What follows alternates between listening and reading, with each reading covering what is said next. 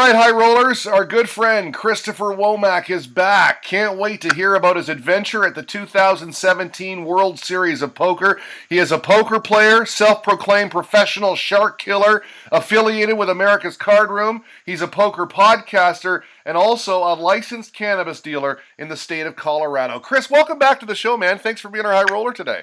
What's up, High Roller Nation? Yeah, great World Series. 2017, but good to be back in Colorado. But yeah, a lot of good stories and a lot of good times from the World Series. First off, congrats, man. I understand you got a new dog, a new member of the family. Yep. I do have a little one. His name's Henry. I didn't think I had enough dogs, so this is dog number 3. He's a little Chihuahua, some kind of little toy dog, breed mix. Well, they keep you busy, man. I love the pets, and congrats on that. Listen, you had a busy World Series of Poker. It kicked off with event number 1, the Casino Employees Championship. Before we talk about the events you played and how you fare, let's talk about some of the big names and some of the interesting people you met at the WSOP. Good news for us, because I take it at some point down the road on High Roller Radio, we're going to have some awesome interviews. It was a great World Series. From the very beginning, got there a day early, so it was at the Rio, kind of walking around, had some great conversations with Stacy Matheson, saw Phil Hellmuth, saw Umberto Brenes, ran into Brandon Fish. Brandon Fish is a good friend, so I guess that wasn't a running into. But all the big names were there. The tag team event had started because the tag team 10K coincided with the casino employee event. So the casino employee event was going on, and I got to rub some shoulders the night before and the day of. Yeah, a great event. Ran into the previous winner, CJ Sands, and talked to him with a little bit. I believe he cashed. I am not positive about that, but yeah, it was a great tournament, well run, a lot of friendly people. I mean, it's employees from the casino, so it was a great tournament to kick off the series. I know you focused primarily on the cash games, but what was your tournament experience down there like? Did you play many events? Yeah, I did. I played, let's count them off. I believe I played 4 World Series events, and then I got in a few dailies. Did a tag team event for the first time, so we'll just kind of run through them. I did the casino employee event, did the online event, which was a $333 online event. I did the Colossus. I did the tag team, and that about sums up. Is that 3 or 4? I think that sounds like 4, man. That's 4, and then I did a few events. I bubbled an event at the Planet Hollywood, the famous tournament. That was brutal. But out of 7 tournaments, I cashed 2 tournaments. So I cashed the very first tournament, the Casino Employee Event tournament, made some print on WSOP.com. They noted me as a notable player of the game, which is good by any means. When you're drunk at 4:30 in the morning, 5 in the morning, and you find that out, it's fun news, I guess. Just another added cherry on top, I guess. A cash is good, but some notability is good too. But wasn't going for the cash. I mean, I was only 46 spots away from a bracelet, so it's good to see a bracelet within sight. Yeah, it's got to be a good feeling because it doesn't happen that often. Let's face it. I mean, there are certain guys in the poker world that are cash, cash, cash. You look at Hen and Mob, and it's just a litany. But for guys that go down there and play 4 events, it's tough to cash. And when you get that close, you got to be thinking about it, right? You got to be thinking about it, especially with these structures that are going on. Some of these events are 30-minute blinds, only with a $5,000 stack. So the structure, you're either firing a lot of bullets, or you're really holding your play back and hoping to doubling your 5K into 10K and then into 20K. So it's really hard structure in the beginning levels of what your tournament strategy is going to be. Now they say there's a lot of value with the Colossus, but when you got that many runners, I think it was up near 19,000 this year, still tough to win. It's a crapshoot, right? How did you enjoy that experience? Definitely a crapshoot, big time crapshoot. I read that 17 people did the 12 maximum buy-ins, so that means they were double shooting every flight. So I only bought in twice to that. I was going to fire a third bullet.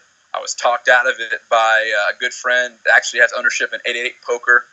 He talked me out of it based on the structure. He said, "Oh, we're gonna play the tag team event." I said, "Okay, let's do that. It's better money, better structure." Because the Colossus is a crapshoot. If you don't plan on shooting sometimes 3, 4, even 5, even the 5 and 6 bullets up into the 12. I mean, 12 is kind of crazy, but you got to have your game plan before you go to it, because a lot of people go to it with the idea of, I'm just going to go for this tournament, for this single tournament, and it bites them in the butt, because you have these other guys that are sitting directly next to them that are, I'm going to fire at this 5, 6, 7, 8 times. So there's definitely the crapshoot factor into it. But there again, winners in the past have won with two buy-ins, so it's either or. But quote unquote, from a previous winner I've heard, it's the best lottery ticket that I've ever bought.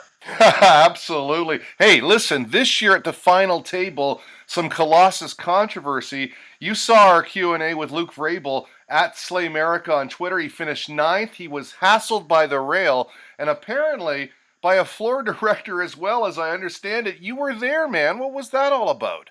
Okay, so that was probably the rowdiest the room had got, because previously the final tables in that room had did the employee event, the tag team event for the 10K, and I believe the one drop. So while this final table was going on, I mean, it was a kind of a hangout scene. I mean, it wasn't necessarily this gated off scene of people sitting down in their chairs. It was more like a hangout. And to talk about getting railed, I mean, there was so much back and forth conversation happening between the table and the rail. I thought at some points we were on break, but we were in between hands, before hands, after hands. It was kind of an open party. I mean, and there again, I'm not sure what they're going to show on ESPN, but when I mean about party, there was people drinking, because there again, some of these folks felt like they won the lottery. So it was kind of a loose feeling, non-high pressured feeling final table. To tell you the truth, it was lax, to say the least.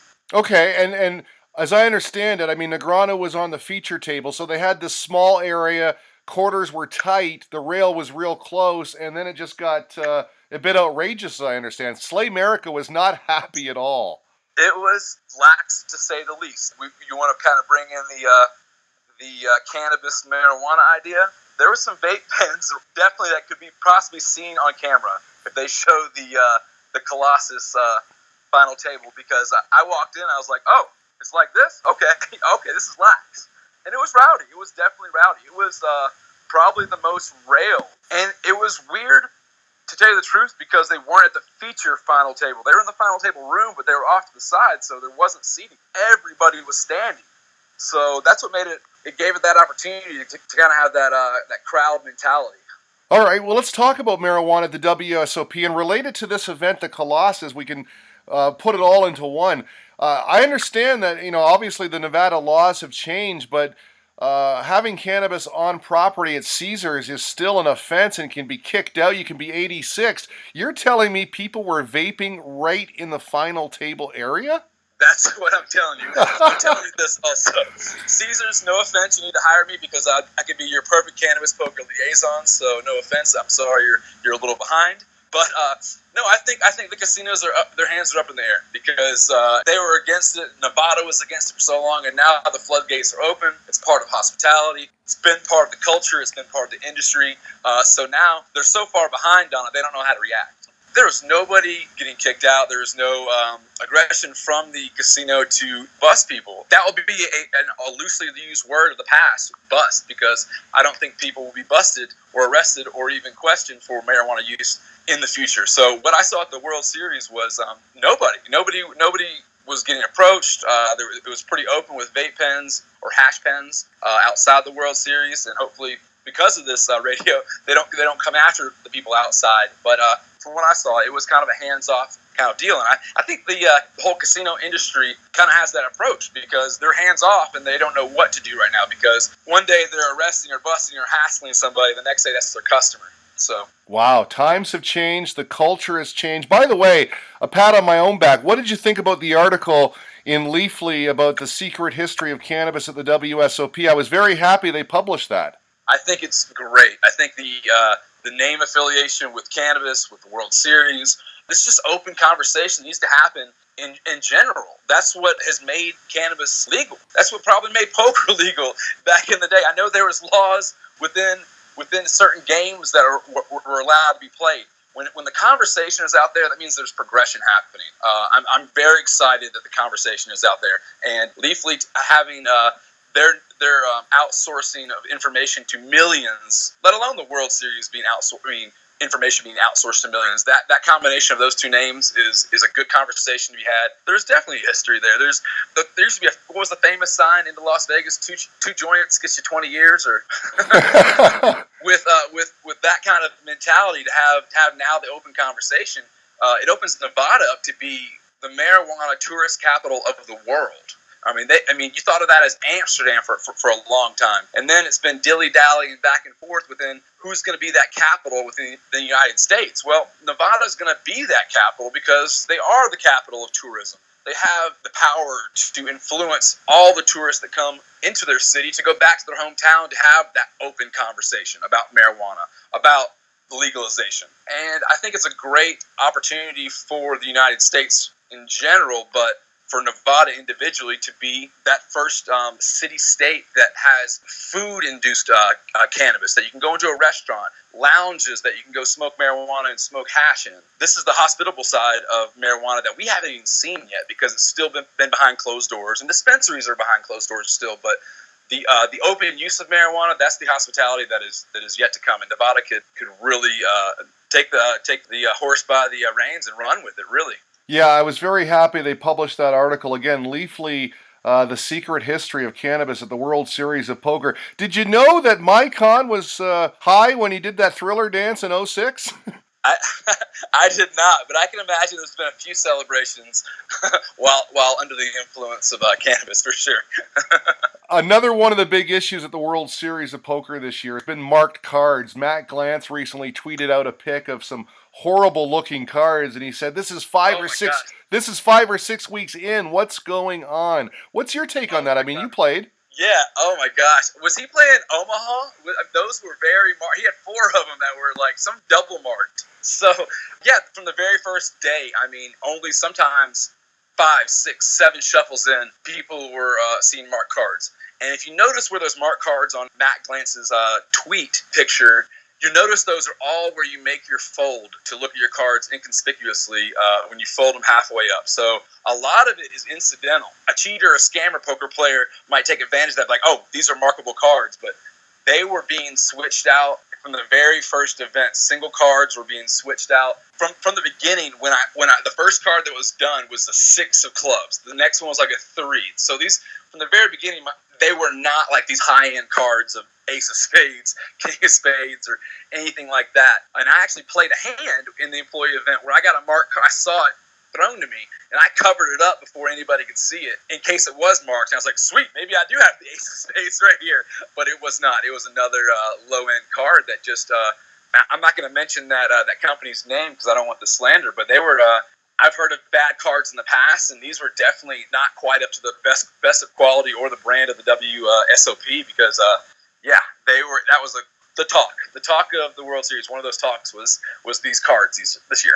Yeah, some negative press, and it seems like an easy solution. Better quality cards, they're out there. I mean, right? I can name the big ones that are great. Bicycle, hey, sponsor me. Bicycle, I mean, they've been around for years. They don't seem to mark like those or have those. I want to call them the dimples. I want to almost hashtag that the dimples of the World Series because they're like little dimples on the card, you know? Yeah, it was happening very fast. It wasn't like it was the something that was done like even the end of a day 1 or day 2. It was happening in the very beginning. So if you hold or folded those cards in the wrong way, then bink, they got a dimple. All right. Before we talk about all the other stuff you did, because you sent me some great pics, and you really had the WSOP experience both at the Rio and away from it. I want to talk real quick about the food. You want to promo All American Dave's?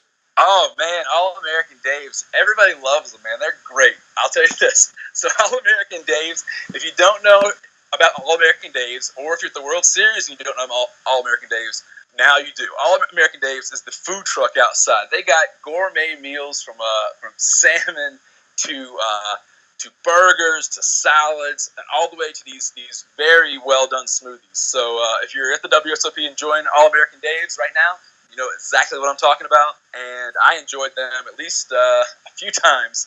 They sell great packages, and yeah, I love All American Dave's. All right, well, listen, you had the full experience. You sent me some great pics. Looks like you took in some Kiss. It looks like Cirque du Soleil. You played some poker. You went camping. Is that a shooting range? I mean, What did you do? You were busy. I was busy. So when your mind's not on poker, I like to keep my mind busy with everything else, whether it be fun or a fun activity. So yeah, every night we tried to have something planned after an event. So went to a few shows. Went to the Laugh Factory one night. Went to the Wynn and saw a Cirque show. Went to La Rev. Went to the shooting range. Went to Las Vegas shooting range. Always a great place to blow off some steam. You're spending hundreds, if not thousands, of dollars when you go to Vegas. A few $100, if not $100, will get you a few guns and a few clips at the Las Vegas gun range. They're awesome. We just went and fired off some automatic weapons, tore up some targets. Always a fun time. What else did we do? All the places we went to eat, man. We went to. I love the Sugar Factory. I love their drinks. I love their food there. It's always a good time. Kona Grill at the fashion show mall area, and the new part of the strip is my first time kind of seeing the mall area there. But yeah, in between cards, you can stay stuck at the Rio and all of a sudden just wear yourself out mentally. But to be able to check out and be able to go off the strip and go to a house and then check out of that area and just go to a show, it's the mental rest. It truly is. All those things help me improve on my game and refocus and get back to the poker table. So yeah, it was definitely an event-filled time. We got a cabana one day. I believe there's some video of that out there somewhere. Shout out to my buddy Ed Stark. He fell in the bushes at the Palms. I don't have that on video. It would have been incredible. We racked up quite a tab. Let's say it was a tab big enough to buy a few buy-ins at the World Series. Wow. Well, you got the full experience. I know how you roll now, man. The rock band Kiss and some hot women, right? Oh, hot women? Oh, my girl, she brings her sister along, so all of a sudden I look like I have two women on each arm. I was just like the man all of a sudden. No, my beautiful girl, Sarah, she was awesome in supporting me, cooking food for me, doing those fun things with me, like the Kiss golf. That's the Rio, guys. So if you're at the Rio and you want to blow off some steam, go to Kiss Golf at the Rio. It is so much fun. You can go inside, go back and forth, get drinks. The bar is right out front. So is that your better half buying the WSOP merch? That is Sarah. She is my better half. She makes me so much better at everything I do. And does she understand poker? Does she play poker? I'm just curious. Yes, she's been playing the past 2 years. She'll probably be playing her first tournament this year. Right now, we're focused on playing stud. So we're playing a lot of stud, 7-card stud tournament at the house right now. And we've been doing that while camping. We've been doing that while drinking coffee in the morning. That's kind of our game. She plays Hold'em, but I think the no limit aspect is uncomfortable to her right now. But the actual, she's very, very smart. She just got her doctorate, so to pick up any kind of card game is really easy to her. We learn Russian card games. We learn Persian card games. We learn all the other areas of the world's card games. So we play a lot of cards here at my house. So I'm trying to make her understand that poker is just one of those card games. So she's really comfortable with stud right now. And we're going to kind of move on from stud. Well, listen, man, I really appreciate you touching base. Gotta say, 4 events, 2 cashes, you're batting 500. That's pretty outstanding. Plus, you got the whole experience. Any last thoughts or crazy stories from your time in Vegas? Thoughts or crazy stories? Well, the one was, I guess, Ed falling in the bushes, but I already kind of nailed that one. But let me ask you this for a crazy story. Chris Ferguson winning WSOP Player of the Year. Is that a crazy story to you, or is that a story of redemption? Oh, my God. I don't know what to think about that. What I really think is, how does he stay cool in the leather jacket in Nevada? That's what I'm really wondering. How does he stay cool in the leather jacket and a hat? But I'm kind of pitted about it. I really am. Any other professional sport, if you call poker a professional sport, if you let alone cheated in that sport, let alone scammed the business of that sport, you would be outed. Pete Rose just bet on baseball, and he's like ostracized, and he's one of the greats of the game in an athletic way. So Chris Ferguson might be the mental dominance of poker, and great, you can't take those skills away from him, but you can take away his ability to play. And they did that to Pete Rose. They did this, he obviously would have coached more, but going to Chris Ferguson, it pits me in the aspect of affiliation. But there again, that could open Pandora's box. So you want to go all the way to the top and ostracize everybody. Who was and at what level associated. So I'm really caught in the middle on that subject. I really am. I don't promote, but I don't hate on it either. Well, there you go, man. That's well said. Yeah, it's really an interesting situation because This guy walks into a room full of people, and you see videos on Twitter all the time saying, oh my God, he's playing again. That scumbag, this and that. And yet he plays cool. He sits there, he does his business, and the guy is a terrific card player. Christopher Womack, at Womack303 on Twitter. Glad you had a great time in Vegas. And again, congrats, man. 2 cashes out of 4. That's pretty damn good. Thanks for your time, bud. Thanks, brother. Thanks, High Roller Nation. Check me out this week. I'll be playing the HPT here in Colorado, playing a few events. I'm pretty sure I'm going to wreck them. Everybody's at the World Series, so if you want to come wreck me, see me this week at the HPT, Blackhawk, Colorado. All right, High Roller Nation. Peace.